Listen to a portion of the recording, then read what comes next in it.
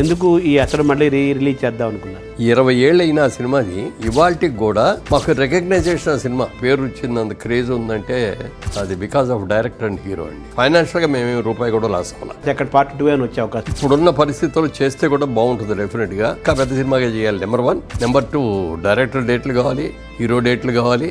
వాళ్ళు కనుక సిద్ధం అనేటైతే బలగం సినిమా కానీ, పెళ్లి చూపులు కానీ బాగా పేరు వచ్చినాయి, కమర్షియల్ కూడా బాగా సక్సెస్ అయినాయి కదా. చిన్న సినిమా తీయాలనేది ఉంది కానండి, ఏదో ఒక అట్రాక్షన్ కావాలి. ఇప్పుడు మేము ఎట్లా ఫీల్ అయ్యాము త్రివిక్రమ్ గారిని చూసి. ఈ నాదర్ పాత్ర శోభన్ బాబు వేయాల్సిందా? శోభన్ బాబు అని గుర్తు రాగానే ఎవరికైనా ఒక ట్రిమ్గా ఉండే హీరో గుర్తు రావాలి తప్ప అనారోగ్యంతో ఈ క్యారెక్టర్ వేయాలని నేను అనుకోలేదు. అది మీరైతే బాగుంటుందండి అని కనుక డైరెక్టర్ అని అడిగితే డెఫినెట్గా చేసి ఉండేవాడు. మిమ్మల్ని గ్రే హెయిర్లో జనం కొంతకాలం గుర్తుపట్టలేదేమో. ఇప్పటికీ కొంతమంది అంటూ ఉంటారండి, మళ్ళీ మీరు రంగేసుకోండి సార్, మళ్ళీ హీరోగా ఉంటారు. టీటీడీ చైర్మన్ కావాలనేది, సామిక సేవ అందించాలనేది ఒక పెద్ద కోరిక. అది వెంకటేశ్వర స్వామికే తెలియాలి. అది ఉంది కదా మీకు మనసులో ఉంది, కానీ అది అవుద్ది అనేది. ఇప్పుడు రాజకీయాలు వదిలేసినట్టేనా? మీ ఆరోగ్య రహస్యం ఏంటి? మా ఫ్యామిలీ జీన్స్. మా ఫాదర్ 96 years బతికారు, మా మదర్ 100 years బతికారు. పప్పాయి, దానిమ్మ, సీజనల్ ఫ్రూట్ కూడా తింటా, గ్లాసు రాగి దావ తాగుతాం. మీ బిజినెస్ లో మీ సక్సెస్ ఫార్ములా ఏంటి? నేను చాలా మంది కూడా చెప్పేది ఒకటి, మనం ఏ పని చేస్తున్నా సరే ఇష్టపడి కష్టపడి చేయండి, సక్సెస్ అనేది ఆటోమేటిక్గా వస్తుంది. అది నీతిగా చేయండి, నిజాయితీగా చేయండి. సినీ కార్మికుల సమ్మె జరుగుతుంది కదా సార్, దీన్ని మీరు ఎలా చూస్తున్నారు? దీని పరిష్కారము? చిరంజీవి గారితో అన్న నేను, మీరు అన్ని రకాలుగా పెద్దకి అర్హోత్వం మీకుంది, చేయండి అంటే ఆయన అవుతున్నారు, లేదు చేయాల్సిందేనా అన్నాను. మొత్తం మీద ఒప్పుకున్నారు. తర్వాత ఎందుకో ఎక్కడో హర్ట్ అయ్యారు పాపం. హర్ట్ చేశారు, ఎవరో కావాలని చేశారో. అప్పుడు అనౌన్స్ చేశాడు, ఇక నేను సినిమా పెద్దగా ఉండదలుచుకోలేదు, సినిమా బిడ్డగా మాత్రం ఉంటాను. ఈ మధ్య మీరు మొహానికైనా మేకప్ వేసుకున్నారా? అప్పుడప్పుడు వేసుకుంటున్నాను. ఒక్క సీతమ్మ గారిది లైఫ్ బయోపిక్, అది చాలా గొప్ప ఆవిడ. శోభన్ బాబు గారికి స్నేహితుడిని, నేనేమో నాగేశ్వరరావు గారికి శిష్యుడిని, ఎన్టీ రామారావు గారికి అభిమాని. నాగేశ్వరరావు గారు రోజున ఆయన ఏదో దీంట్లో స్టేట్మెంట్ ఇచ్చారు, క్యాన్సర్ వచ్చిందని డాక్టర్లు చెప్పారు, ఎంతకాలం బతుకుతానో నాకే తెలియదు, నేనేదో చచ్చిపోతాను అయ్యో పాపం అన్నట్టుగా మాత్రం ఎవరో మాట్లాడకండి. ఈ ఎన్ని రోజులు బతుకుతాను ఎన్ని రోజులు కూడా నేను ఆనందంగా బతకదలుచుకున్నా. ప్లస్ నేను నటిస్తూనే చచ్చిపోవాలనుకున్నా. సినిమా కూడా ఇప్పుడు నేను చేస్తున్నాను.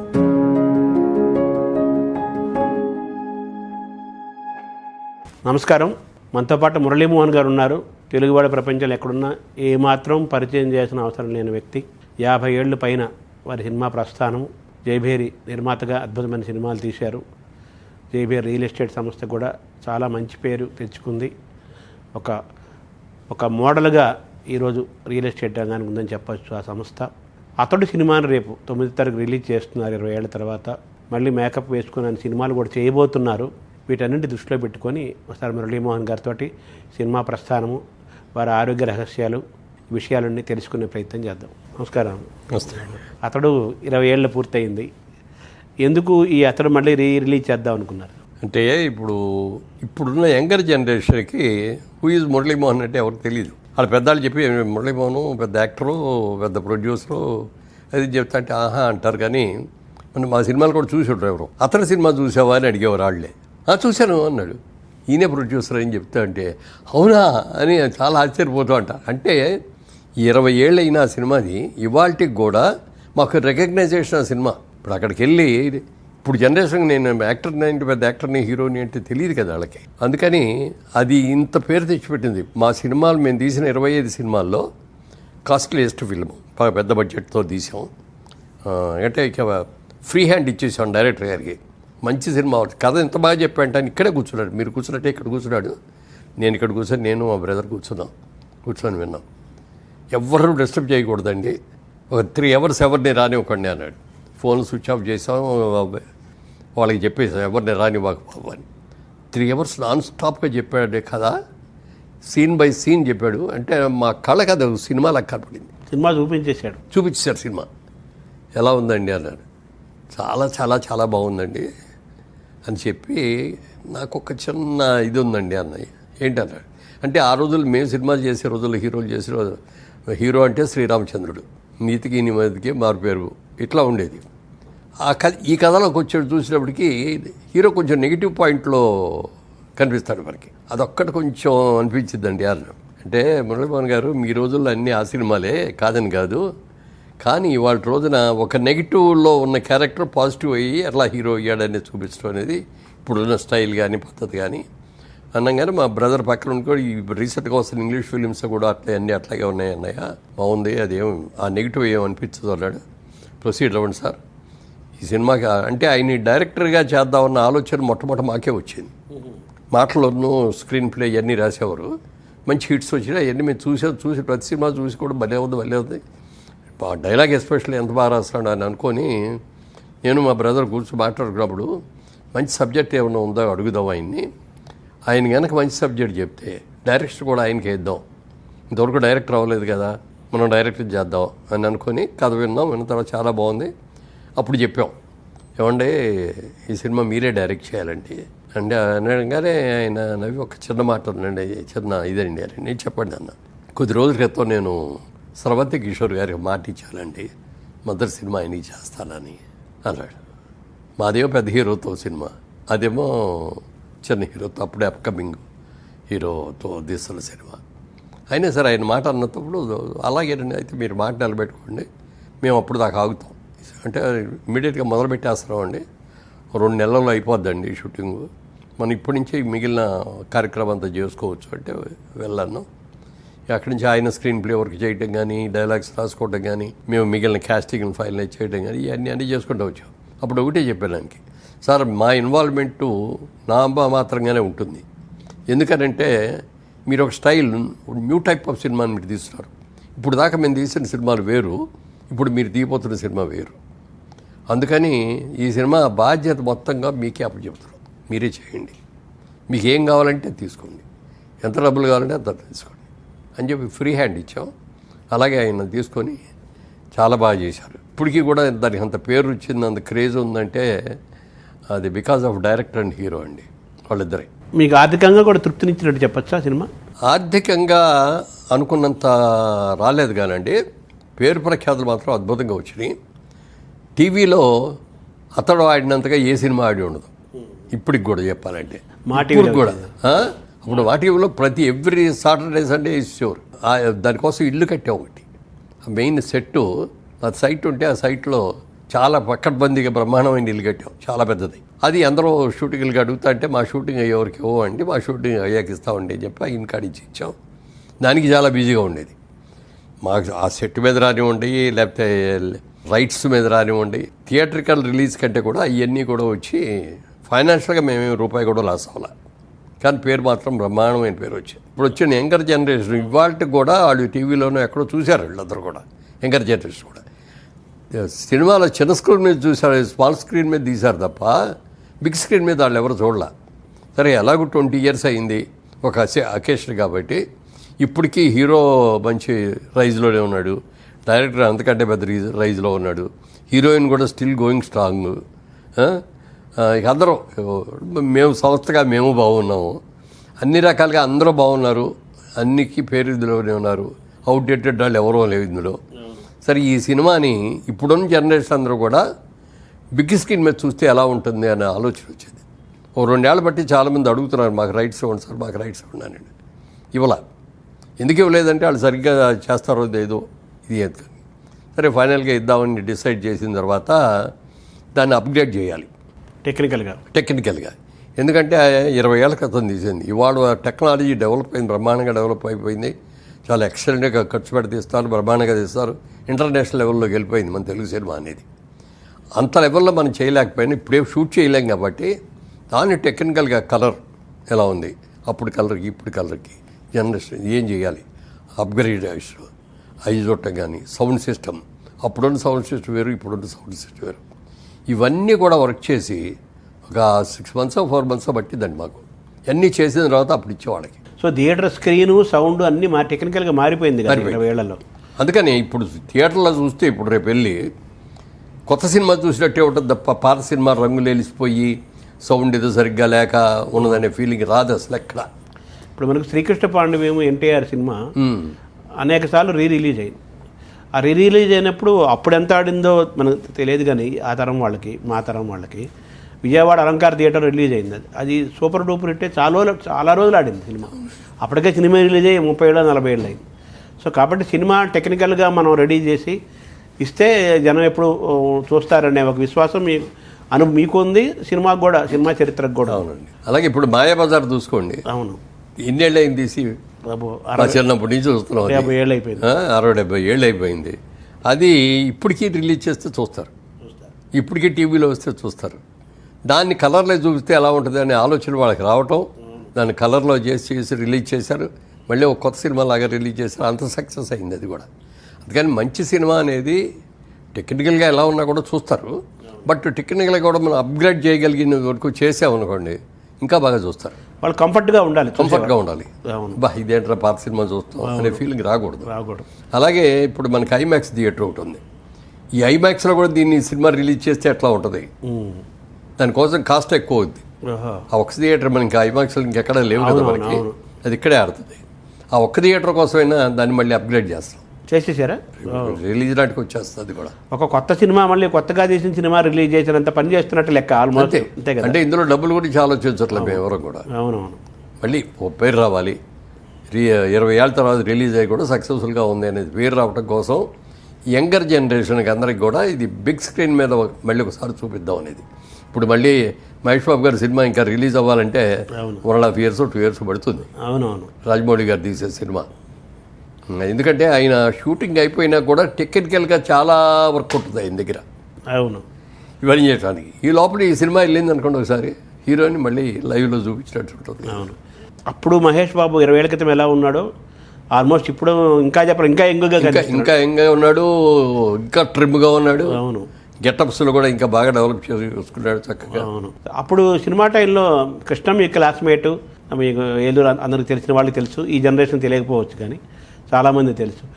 అప్పుడు మహేష్ బాబులో మీరు గమనించి చేయండి సార్, ఆ సినిమా నిర్మాతగా ఆ సమయంలో షూటింగ్ సమయంలో అబ్జర్వ్ చేసినప్పుడు. మహేష్ బాబుతో అంతకు ముందు నుంచే పరిచయం ఉంది, బాగా పరిచయం. అంటే చైల్డ్ ఆర్టిస్ట్గా అతను చేసేటప్పటి నుంచి కొన్ని సినిమాలు మేము చేసాం. పద్మాలయ ఏదో చేసిన దాంట్లో కృష్ణ గారు, నేను, మహేష్ బాబు చిన్నాడు చేసి అందులో మళ్ళీ ఫైట్ సీన్లు ఉంటాయి, అవన్నీ కూడా అద్భుతంగా చేసేవాడు. కృష్ణ గారిని తండ్రికి మించిన తనయుడు అవుతాడు ఈ అబ్బాయి అనే ఫీలింగ్ నాకు ఆ రోజునే వచ్చింది. సో అతడు సినిమాలో కూడా మీకు అలా అనిపించింది ఆ షూటింగ్ టైం? డెఫినెట్గా. అక్కడ పార్ట్ 2 అని వచ్చే అవకాశం, పార్ట్ 2 వచ్చే అవకాశం ఉందా అనేది చాలామంది ప్రశ్నిస్తున్నారు. ఇప్పుడున్న పరిస్థితుల్లో చేస్తే కూడా బాగుంటుంది డెఫినెట్గా. ఎందుకంటే సినిమా ఎండింగ్ కూడా మేము ఏమైంది ఏమిటి అని శుభం కార్డులాగా ఎక్కడ చూపించకుండా ఆ అస్థికలో అవన్నీ కూడా కలిపేసి అక్కడి నుంచి వెళుతూ మళ్ళీ తిరుగు ఆ గ్రామానికి వెళుతున్నాడు మన ఉద్దేశం. అంతే, ఇంటర్వెల్ లాగా ఉంది అది శుభంగా.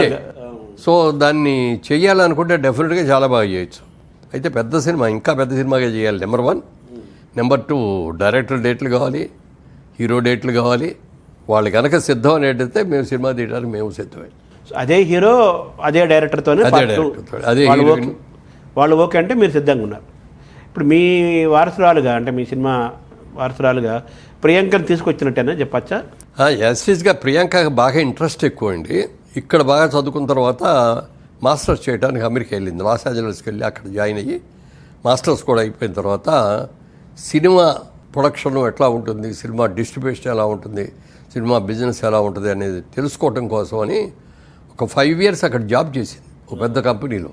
నేను అన్నా, అదేంటమ్మా మన కంపెనీ మనది, నువ్వు ఇక్కడ కూర్చొని నువ్వు సెలెక్ట్ చేసుకోవాల్సింది పోయి నువ్వు క్యూలో నుంచో వెళ్ళి వాళ్ళ దగ్గరికి వెళ్ళి ఇంటర్వ్యూలకు వెళ్తున్నావు ఏంటి అది అంటే, నేర్చుకోవాలి పెదనాన్నగారు, ఇవన్నీ నేను నేర్చుకోవాలి కదా, నాకు కూడా తెలుసుకోవాలి కదా అని చెప్పి. ఇప్పటికి కూడా ఏదన్నా చెప్పదలుచుకుంటే చెప్తే వరల సినిమా, మీరు ఏ సినిమా గురించి అని మాట్లాడండి, అనర్గళంగా దాని గురించి మాట్లాడేసేస్తాను.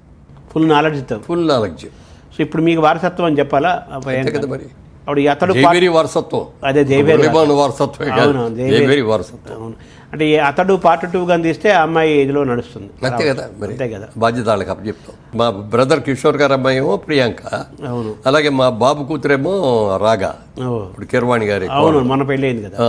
సో యంగ్స్టర్స్ వాళ్ళిద్దరూ ఉన్నారు కాబట్టి వాళ్ళిద్దరికి అప్పచెప్పేస్తాం. సో ఇద్దరు మీ వారసులుగా మళ్ళీ జైబీఆర్ మోగిస్తడానికి సిద్ధమవుతున్నారు. తర్వాత మీరు కూడా జైబీఆర్ ద్వారా ఒక మంచి సినిమా, మీరు మొదటి నుంచి కూడా దాసరి గారి శిష్యులు, మీరు ఆ స్కూల్ నుంచి వచ్చిన వాళ్ళు. దాసరి గారు ఎప్పుడు ఒకటే మాట అంటారు, కథే హీరో అంటుంటారు కదా. సో మీ సినిమాలన్నీ కథాత్మకమైన సినిమాలే కదా. అటువంటి సినిమాలు తీయాలని కూడా మీరు చాలాసార్లు అన్నారు. మీరు అదేమన్నా, అది కూడా వచ్చే అవకాశం ఉంది? అంటే వచ్చే అవకాశం అయితే ఉందండి. ఇప్పుడు ఏం చేయాలి అంటే సిస్టమ్ అంతా మారిపోయింది. మేము ఇంకా ఓల్డ్ సిస్టంలోనే ఉన్నాం. కథలు చెప్పడానికని వస్తున్నారు, వింటున్నాం కూడా. వాళ్ళు నాకంటే పాత రోజులు ఈ కథలు చెప్తున్నారు. ఓహో. ఈ మోడర్న్ స్టోరీలు లేకపోతే మోడర్న్ టెక్నాలజీ దీనికి సంబంధించిన పట్ల వాళ్ళు చెప్పే కథలు వింటా ఎందుకురా బాబు ఇంత టైం వేస్ట్ చేస్తాం అనిపిస్తుంది. ఎదురుకుండా కూర్చొని మనిషి కథ చెప్తున్నాడు అనుకోండి, మనం కళ్ళు ఆర్పకుండా అలాగే చూస్తూ కూర్చోవాలి. కథ బాగుంటే అట్లాగే ఉంటుంది, హుషారుగా ఉంటుంది. కథ బాగుంటే ఇట్లా నిద్ర వస్తూ ఉంటుంది. మీ త్రివిక్రమ ఆపేయండి కథ చాలండి బాగాలేదు అని అనలేవు, బాగుండదు కదా, బాగుండదు. అంటే త్రివిక్రమ శ్రీనివాస్ మీకు అతను సినిమా చెప్పినప్పుడు 3 గంటల సినిమా చూపించినట్టుగా చెప్పేవాడు కావాలి. 3 గంటలు చెప్పినా చెప్పకపోయినా సబ్జెక్ట్లో ఇది కొత్తదనం ఉండాలి కదా. అందరూ నా సినిమా సూపర్ హిట్ అవుద్దని సినిమా తీస్తే అంటాడు. ఎప్పుడు ఎన్టీ రామారావు హీరోగా ఉన్నప్పుడు తీసే కథలాగా ఉంటుంది. ఇప్పుడు బలగం సినిమా కానీ పెళ్లి చూపులు కానీ బాగా పేరు వచ్చినాయి, కమర్షియల్ కూడా బాగా సక్సెస్ అయినాయి కదా. చిన్న సినిమాలండి, చిన్న సినిమాలు కదా, అవి మరి ప్రేరణగా తీసుకోవచ్చు కదా. పెళ్లి చూపులు కూడా చిన్న కాస్టింగ్. అవును, వాళ్ళు పెద్ద హీరోలు అయిపోయారు. నేషనల్ అవార్డు హీరో కానీ హీరోయిన్ కానీ అందరూ కూడా అలా అంటున్నా సార్. అలా మీరు అది ఆ మార్కెట్ లేదని చెప్పడానికి లేదు, మార్కెట్ ఉంది కదా. చిన్న సినిమా తీయాలనేది ఉంది కానండి, ఏదో ఒక అట్రాక్షన్ కావాలి. లేకపోతే ఇదిగో ఇతను చిరునాడు మన ఛాన్స్ ఇస్తే ఇప్పుడు మేము ఎట్లా ఫీల్ అయ్యామో త్రివిక్రమ్ గారిని చూసి అలా ఫీల్ అవ్వాలి. అలాగే దాసర్ గారి దగ్గర సినిమాలు చేసినప్పుడు నేను రాజాచంద్ర అని ఒక అసిస్టెంట్ డైరెక్టర్ ఉండేవాడు. అవును, అతను డైలాగ్ అయినా బాగా చెప్పించేవాడు. దాసర్ గారు చెప్పి అతను బాధ్యత అతనికి అప్పచెప్పారు. ఏం డైలాగ్ అది చెప్పేసి వాళ్ళకి చూడు ఆ మాడ్యులేషన్స్ అవి చెప్పు అంటే అతను నాటకాలు వేసాడు, నాటక అనుభవం ఉంది, మంచి ఇంట్రెస్ట్ ఉంది అవన్నీ చెప్పేవాడు. చూసినప్పుడు ఈ కుర్రాడు బాగున్నాడే, ఇతన్ని డైరెక్ట్ చేస్తే బాగుంటుంది. అప్పుడు ఇంకా నేను పెద్దగా సినిమాలు తీయట్లా. అప్పటికి నేను ఒక్కటే రామదండ అని సినిమా చేశాను. హిట్ కదా, బాగా పెద్ద హిట్ అయింది. అది ఫస్ట్ సినిమా మాకు జైవేరి గారు బ్యానర్, అప్పుడు మురళీ చిత్ర అనే బ్యానర్లో ఆ సినిమా చేసాం.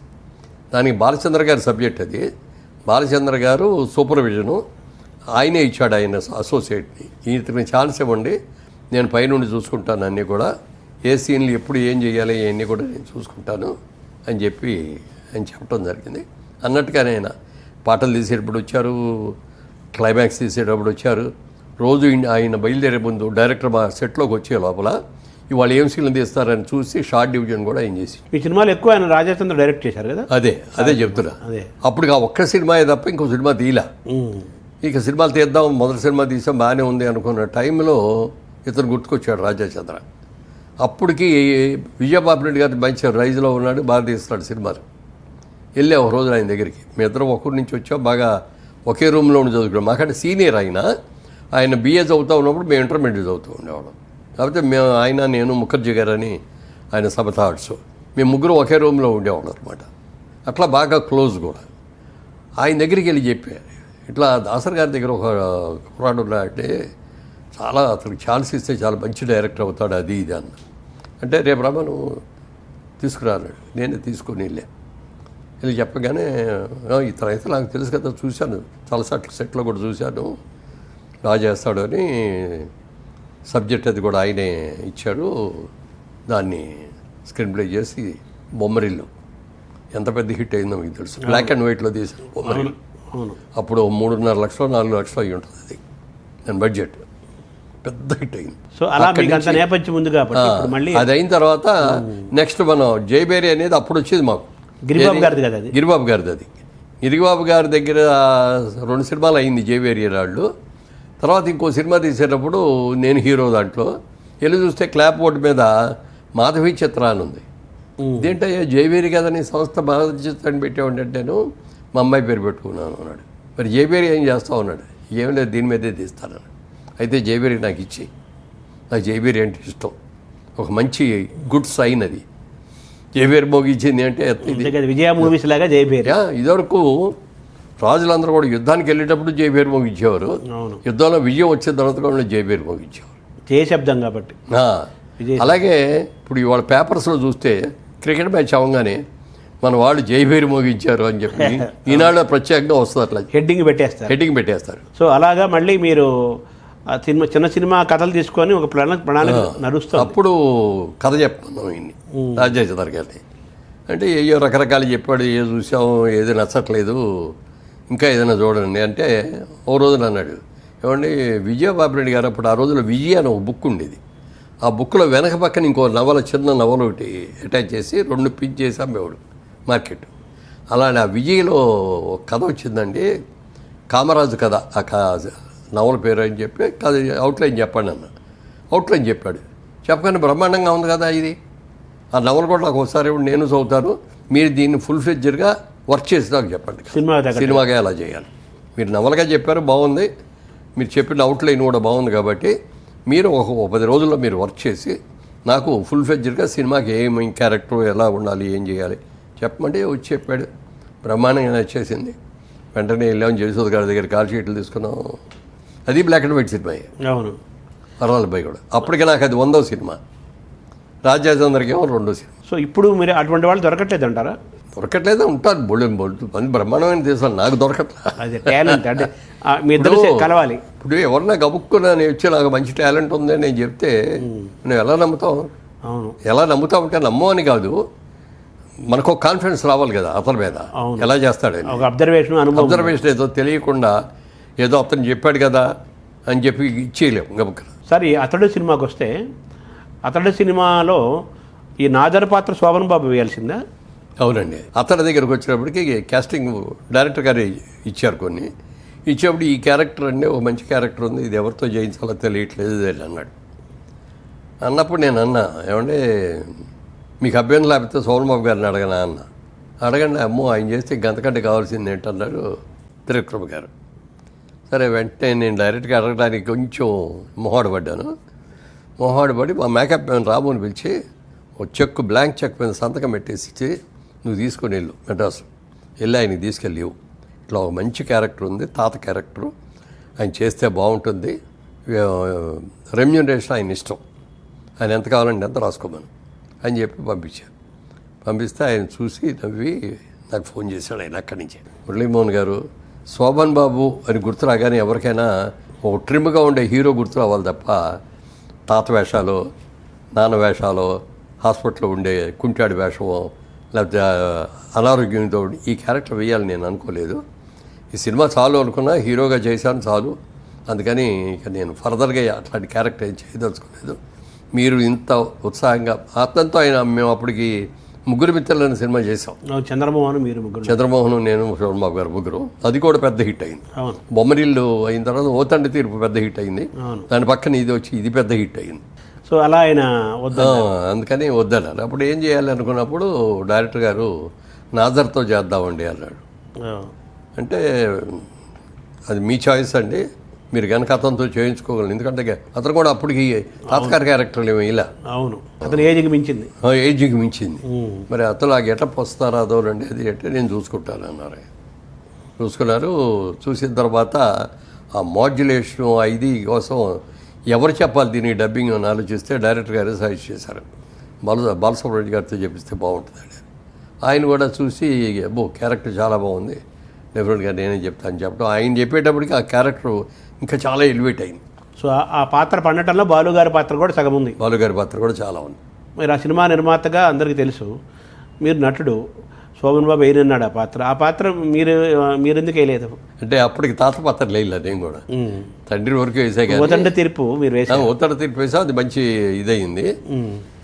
డైరెక్టర్ గారికి చాయిస్ ఇచ్చేసే కదా. ఆయన ఏమంటే మీరే ఎందుకు వేయకూడదు అని అడిగితే డెఫినెట్గా జంప్ చేసి మరీ వేసి ఉండేవాడిని. కానీ ఆయన మనసులో రాకుండా ఇప్పుడు మన సినిమా కాబట్టి నేనే వేస్తానని చెప్పుకోకూడదు కదా, అది మీరైతే బాగుంటుందండి అని కనుక డైరెక్టర్ అని అడిగితే డెఫినెట్గా చేసి ఉండేవాడిని. ఆ సినిమాలో మీరు ఒక పాత్ర కూడా వేయలేదు అంత. యాక్చువల్గా నాకు అనిపించింది నాదర్ పాత్ర మీరు వేస్తుంటే సినిమాలు అందరు గుర్తుపెట్టేవాడు, ఈ జనరేషన్ వాళ్ళు కూడా అనిపించింది. సరే, నాదర్ ఆయన మీలాగా నాటక రంగం నుంచి వచ్చినవాడు కాబట్టి అద్భుతంగా నటించాడు. బాలుగారు వాయిస్ బాగా చేశాడండి. అందులో మనం వేయలేకపోయాం అనేది ఒకటి పక్కన పెడితే అతను చాలా బాగా చేశాడు, డెఫినెట్గా బాగా చేశాడు. ఈ మధ్య మీరు మొహానికి మేకప్ వేసుకున్నారా? అప్పుడప్పుడు వేసుకుంటున్నాను. ఇప్పుడు రీసెంట్గానేమో ఆంధ్రుల అన్నపూర్ణ డొక్కా సీతమ్మ గారిది లైఫ్ బయోపిక్.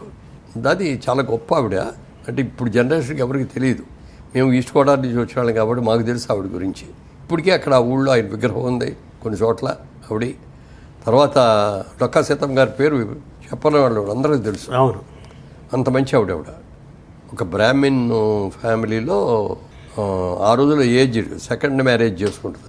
నా క్యారెక్టర్ అందులో హస్బెండ్ క్యారెక్టర్ నేను వేస్తాను. అప్పటికి ఏమవుతుందంటే నా క్యారెక్టరు భార్య చచ్చిపోయి ఉంటుంది, పిల్లలు ఉంటారు, వెళ్ళి పెళ్లి చేసుకోవాలి. ఒక చిన్న అమ్మాయిని చూసి ముచ్చటపడి ఆ అమ్మాయిని చేసుకుందామనంటే ఆ అమ్మాయి తండ్రి వీళ్ళు అందరూ ఒప్పుకోవటం.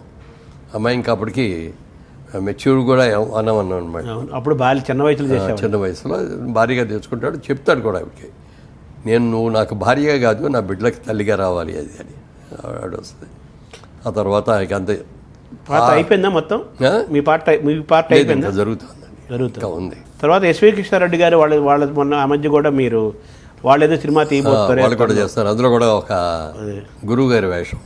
అదే వాళ్ళే ఆ సినిమాలో వాళ్ళే రంగు పడుతుంది అన్నట్టుగా రంగు పడుతుంది మీ మీద. అదే అదొకటి వేస్తాను. ఇప్పుడు దీంట్లో అఖండాలో ఒక క్యారెక్టర్ చేశాను, బాలకృష్ణ పాట. బాలకృష్ణ గారు. అవును. సో మళ్ళీ మీరు మేకప్ వేసుకుంటున్నారు. త్వరలో ఈ కొత్త జనరేషన్ ఆర్టిస్ట్ అనే వాళ్ళు ఎవరో కూడా రిటైర్మెంట్ అని అనుకోకూడదు. సోహన్ బాబు గారు అనుకున్నారంటే అది వేషం. అవును, మాజీ నటుడని ఎవరు అన్నారు కదా అందరూ. అది కాక అది నేనేమో నాగేశ్వరరావు గారి శిష్యుడు ఒక విధంగా, సోహన్ బాబు గారికి స్నేహితుడిని, నేనేమో నాగేశ్వరరావు గారికి శిష్యుడిని, ఎన్టీ రామారావు గారికి అభిమాని, రాజకీయ నాయకుడిగా ఆయన్ని, లేకపోతే ఒక జానపద నాయకుడిగా ఆయన్ని, ఓ పౌరాణిక నాయకుడు ఆయన్ని ఆరాధిస్తాను. నాగేశ్వరరావు గారు రోజున ఆయన ఏదో దీంట్లో స్టేట్మెంట్ ఇచ్చారు, నేను సినిమాలో రిటైర్ అయిపోవాలని అనుకోవటం లేదు, నేను నా ఆఖరి క్షణం వరకు నటుడిగా ఉండదలుచుకున్నాను, నటిస్తూనే చనిపోవాలనుకుంటున్నాను అని చెప్పింది. నేను చాలా ఇన్స్పైర్ అయ్యా దానికి. చాలా ఇన్స్పైర్ అయిపోయిన తర్వాత ఆయన ఆఖరి సినిమా కూడా ఓ టైంలో ఆయనకి క్యాన్సర్ వచ్చిందనేది అర్థమైపోయింది.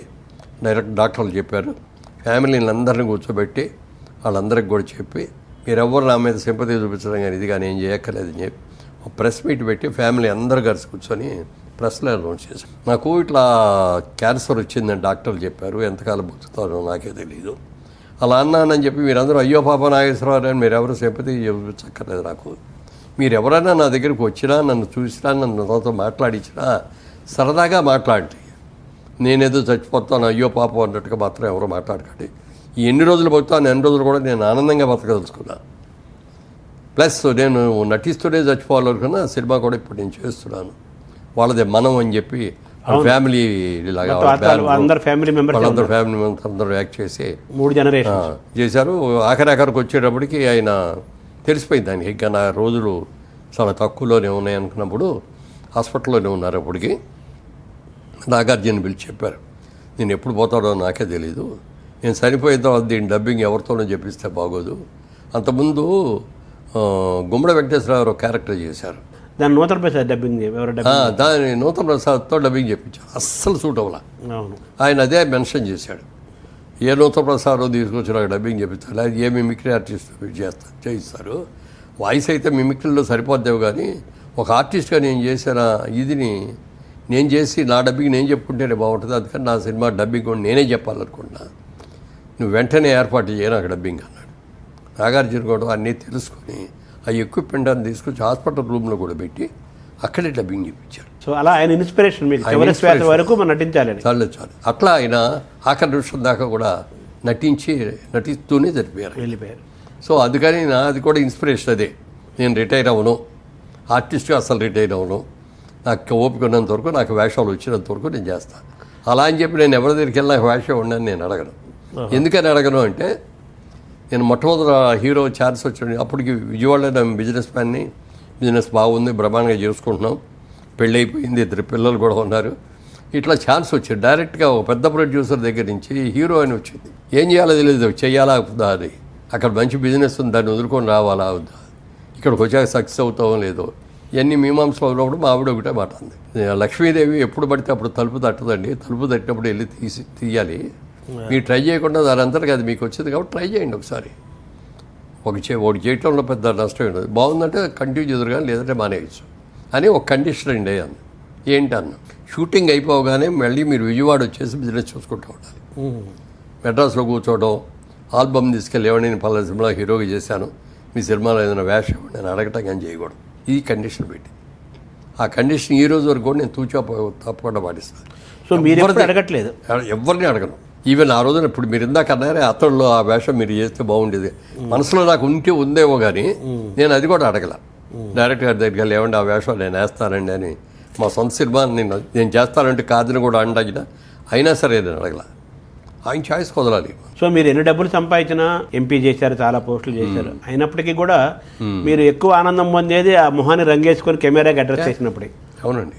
యాక్చువల్గా ఓ తండ్రి తీర్పు తీసేటప్పుడు ఆ సినిమా ఇక బాగా ఇన్స్పైర్ అయ్యాను కథ విని.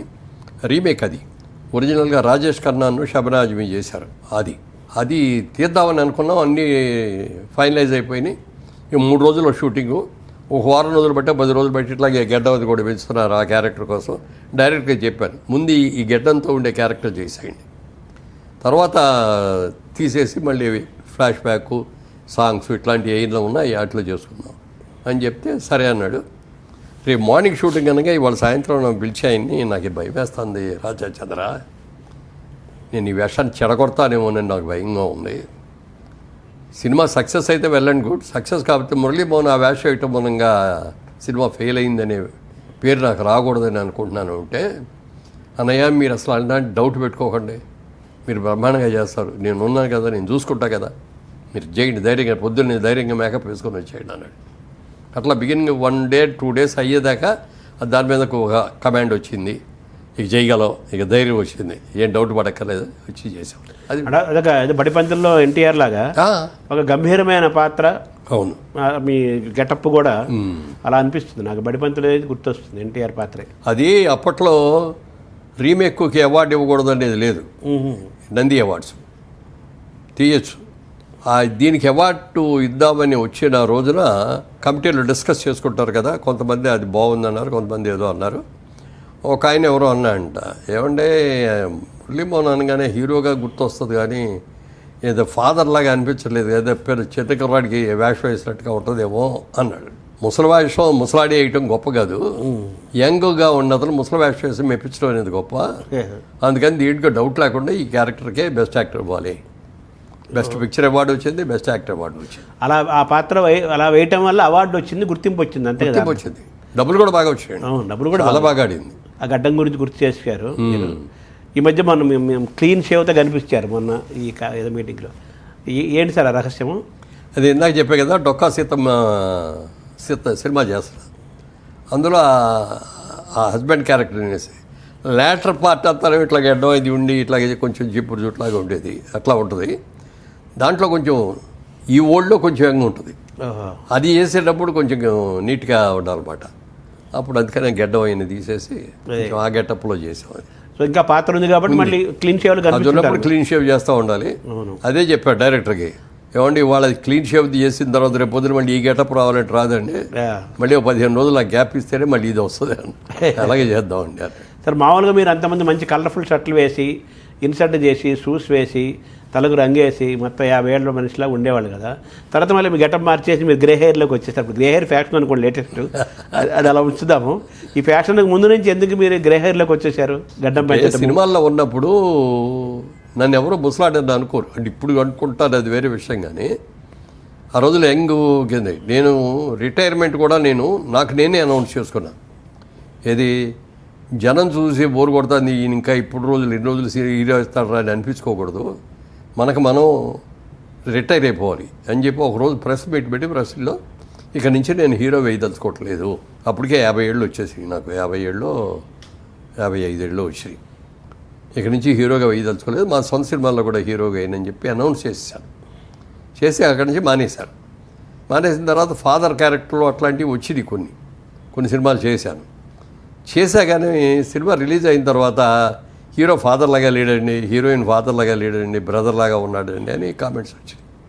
దాంతో నేను అనుకున్న లెవెల్లో అవి రాలా. మనం ఇక అయ్యే రావాలి, దాని మీద బేస్ అయితే మనం లాభం లేదని చెప్పి అప్పటికి ఫ్యామిలీ కూడా ఇక్కడ షిఫ్ట్ చేసాం, ఇండస్ట్రీ కూడా షిఫ్ట్ అయింది.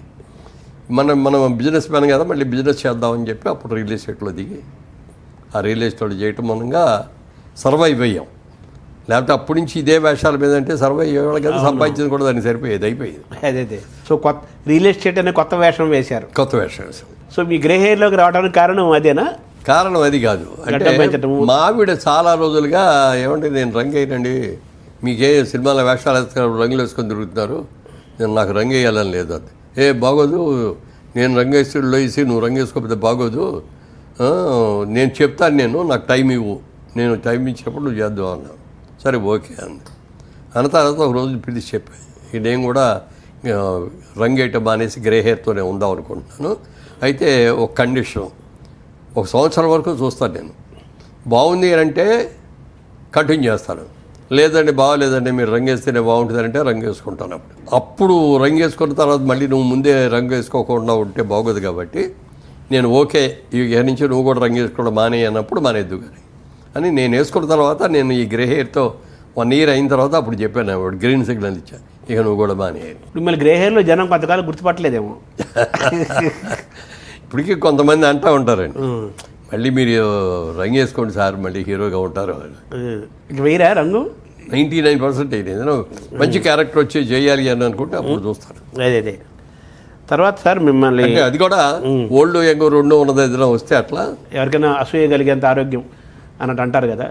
అంటే చూడటానికి మీరు మామూలు చూడటానికి ఆరోగ్యంగా కనిపిస్తారు, ఆరోగ్యంగా కూడా ఉన్నారు, 2 ఉన్నాయి కదా. స్లిమ్ అవుతున్నారు, బాగా స్లిమ్ అయ్యారు, ఈ మధ్య ఇంకా స్లిమ్ అయ్యారు. మీ ఆరోగ్య రహస్యం ఏంటి? అసలు పొద్దున్న నిద్రలేచినప్పటి నుంచి పడుకునేంత వరకు మీ డైలీ ఏంటి మీ లైఫ్ స్టైల్ సార్? ఎన్ని గంటలకు లేస్తారు? వాటన్నిటికంటే కూడా ముందు చెప్పాల్సింది మా ఫ్యామిలీ జీన్స్. మా ఫాదర్ 96 ఇయర్స్ బతికారు. ఆయన చనిపోయే 2 రోజుల ముందు కూడా వాకింగ్ చేస్తూనే ఉండేవారు మార్నింగ్. మా మదర్ 100 ఇయర్స్ బతికారు. So family genes are very good. అలా అని చెప్పి మన ఇష్టం వచ్చినట్టుగా లైఫ్ ఇది చేస్తే ఉండవు, పోతాం. అది ఒకటి మెయిన్గా అది ఉందండి. తర్వాత సినిమాల్లో ఉన్నాం కాబట్టి మనం జాగ్రత్తగా ఉండాలి, లావ్ అయిపోకూడదు, పొట్ట పెరగకూడదు, సిస్టమేటిక్గా ఉండాలి అని మనం తినే ఫుడ్ కూడా అండి జనరల్గా ఏది పడితే తినాలని కోరిక పుట్టేస్తాయి. బిర్యానీలు తినేద్దాం, లేకపోతే ఇంకేయో తిందాం, ఫాస్ట్ ఫుడ్ తిందాం, ఇట్లాంటివన్నీ వస్తే మన కంట్రోల్లో ఉండదు బాడీ. ఇప్పుడు మనం ఎంత ఇంటేక్ ఫుడ్ తీసుకుంటున్నామో దాన్ని ఎక్సర్సైజ్ మూలంగానో దీని మూలంగానో దాన్ని ఖర్చు పెట్టాలి. లేకపోతే క్యాలరీస్ పెరిగిపోతాయి లోపల ఇదైపోయి, అంటే డబ్బులు ఆదాయం ఖర్చులాగా. అందుకని ఇంటేక్ అంత ఎన్ని క్యాలరీస్ తీసుకుంటున్నామో అన్ని క్యాలరీస్ని బాండ్ చేయాలి మనం. అందుకని రోజు నడిచే రోజుల్లో నడిచేవాడిని, జాగింగ్ చేసే రోజుల్లో జాగింగ్ చేసేవాడిని, స్విమ్మింగ్ చేసే రోజుల్లో స్విమ్మింగ్ చేసేవాడిని, హార్స్ రైడింగ్ చేసేటప్పుడు హార్స్ రైడింగ్ చేసేటప్పుడు అట్లా అన్నీ చేసేవాడిని. ఒక స్టేజ్ వచ్చిన తర్వాత ఇక స్విమ్మింగ్ చేయలేకపోయానండి, జాగింగ్ కూడా చేయలేకపోయా, నడక మీద చేసుకుంటూ వచ్చాను. రీసెంట్గా ఏమైందంటే వెయిట్ మీరు అన్నట్టుగా కరోనా వచ్చిన కాడి నుంచి నాకైతే రాలేదు, కానీ అప్పటి నుంచి కొంచెం ఎక్కువ నడవటం, ఎక్కువ ఎక్సర్సైజ్ చేయటం, వీటితో వెయిట్ తగ్గాను. కొంతమంది అన్నారు ఎందుకయ్యా తగ్గిపోతున్నావు ఇది అని. మా బాబు మొన్న వచ్చి నాన్నగారు ఎక్కువ నడవటం కూడా మంచిది కాదు, ఇప్పుడు 20,000 స్టెప్స్ నడిచేవాడు రోజుకి. 20,000 చాలంటారు డాక్టర్లు. అదే చెప్పారు మొన్న డాక్టర్ సోమరాజు గారు కూడా చెప్పి కూర్చోబెట్టి చెప్పారు, మీరు 10,000 దాటి మించి ఏది చేసినా అది మీకు వేస్టే తప్ప ఏమీ మంచిది కాదు. నేను చెప్తున్నాను వినండి, మీరు 10,000కి మించి చేయొద్దు అని చెప్పి మీకు ఇవన్నీ కూడా లూజ్ అవుతున్నాయి మన మజిల్స్, ఎక్కువ ఖర్చు పెడుతున్నారు శరీరాన్ని. ఆ మజిల్స్ ఇది అవ్వకుండా ఉండాలంటే మీరు వెయిట్స్ అయ్యని జిమ్లో వర్క్ చేయండి అన్న. అందుకని ఇప్పుడు జిమ్కి ఒక ట్రైనర్ని పెట్టుకొని ఇంట్లోనే మాకు జిమ్ ఉంది. వాకింగ్ ఉంది. వాకింగ్ అంటే మొన్నటిదాకా 20,000 చేశానండి, ఇప్పుడు 10,000లోకి తీసుకొచ్చాను. ఎన్ని గంటలకు లేస్తారు సార్ పొద్దున మీరు? మామూలుగా 5కి లేస్తాను, లేచి కాలకృత్యాలు తీర్చుకొని అదే 5:30 to 7 నడుస్తానండి. నడిచి 7కి కరెక్ట్గా ఇంట్లోకి వచ్చేసి ఈటీవీ న్యూస్ పెట్టుకోవటం, ఈటీవీ న్యూస్ చూస్తా, మామిడి తెచ్చిన కాఫీ తాగుతూ నేను చేయటం. ఇక 20,000 చేసే రోజుల్లో మళ్ళీ 8 కాడికి మళ్ళీ 9 తగ్గుంటూ నడిచేవాడు. తర్వాత మీరు పూజ చేస్తారు కదా కంపల్సరీగా, అది ఎప్పుడు చేస్తారు? అది ఈ ఎక్సర్సైజ్ అయిపోయిన తర్వాత స్నానం చేసి పూజకి వెళ్తాను. 1 hour పడుతుంది. కింద కూర్చుంటారా? కింద కూర్చునేవాడిని చాలా వరకు. ఈ మధ్యకాలంలో మోకాలు ఆపరేషన్ అది అయిన తర్వాత కింద కూర్చోవద్దని అంటేను అక్కడే ఒక పేట లాంటిది ఒకటి పెట్టి స్టూల్ లాంటిది పెట్టి స్టూల్ మీద కూర్చోండి. పూజ తర్వాతగా బ్రేక్ఫాస్ట్, కానీ నేను ముందే దీని చేస్తాను. అవునా? ఎందుకు చేస్తారండి దానికి కూడా? ఇప్పుడు నేను పూజలోకి వెళ్ళేటప్పటికి 10:30 అవుతుంది, లేట్ అయిపోతుంది. 11:30కు వచ్చి బ్రేక్ఫాస్ట్ చేస్తే మళ్ళీ 2 o'clock లంచ్ చేయాలి కదా, గ్యాప్ తక్కువ ఉంది. అందుకని 10:30 లోపల స్నానం అయిపోద్ది. 10:30కి బ్రేక్ఫాస్ట్ తీసేసుకొని 11 లోపు పూజ పూజలోకి వెళ్తాను. గంట మినిమం చేసేవాళ్ళు కదా, గంట పైన చేసేవాడిని. ఇప్పుడంటే ఒక రోజు ఉన్నాం ప్రోగ్రామ్స్ని బట్టి ఒకసారి కొంచెం వెళ్ళాలి అంటే రిపిటేషన్స్ లేకుండా దేవుళ్ళు అందరిని పలకరిస్తారా?